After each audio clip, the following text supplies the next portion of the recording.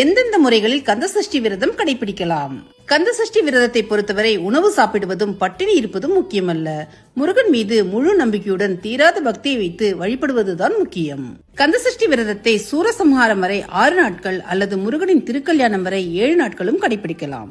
அவரவர் உடல்நிலைக்கு ஏற்ப பல வகையான முறையில் விரதத்தை கடைபிடிக்கலாம். பட்டினி விரதம் காலை, மதியம், இரவு என ஏதாவது ஒருவேளை அல்லது இருவேளை உணவு எடுத்துக்கொள்ளாமல் பிற வேளைகளில் எளிமையான உணவை உட்கொண்டு விரதத்தை கடைபிடிக்கலாம். உப்பில்லாமல் கடைபிடிக்கும் விரதம். விரத நாட்களில் உப்பு இல்லாமல் உணவுகளை எடுத்துக்கொண்டு விரதத்தை கடைபிடிக்கலாம். காய்கறி விரதம். மற்ற உணவுப் பொருட்களை முற்றிலுமாக தவிர்த்து காய்கறி மற்றும் கீரை வகைகளை மட்டுமே உட்கொண்டு விரதத்தை இருக்கலாம். பால் விரதம். சுவாமிக்கு அபிஷேகம் செய்த பாலை மட்டுமே இருவேளையும் குடித்து விரதம் இருக்கலாம். பாலும் பழமும் விரதம். 3 வேளையும் முற்றிலுமாக உணவை தவிர்த்து பால் மற்றும் பழங்களை உட்கொண்டு விரதத்தை கடைபிடிக்கலாம். இளநீர் விரதம். கடுமையான விரதங்களில் ஒன்று இளநீர் விரதமாகும். ஒரு நாளைக்கு ஒரு இளநீர் மட்டுமே குடித்து விரதம் இருக்க வேண்டும்.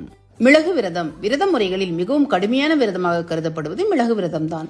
பால், பழம் என எந்த வகையான உணவையும் உட்கொள்ளாமல் தண்ணீருடன் வெறும் மிளகை மட்டுமே உட்கொள்வது இந்த விரதமாகும். முதல் நாளில் 1 மிளகு, 2ஆம் நாளில் 2, 3ஆம் நாளில் 3 என்ற முறையில் 7வது நாளில் 7 மிளகுகளை உட்கொண்டு விரதத்தை முடிக்க வேண்டும். கந்தசஷ்டி விரதம் இருப்பவர்கள் விரதம் இருக்கும் நாட்களில் உடலை வருத்திக் கொள்ளாமல் தாராளமாக தண்ணீர் குடிக்க வேண்டும் என்பது மிகவும் முக்கியமான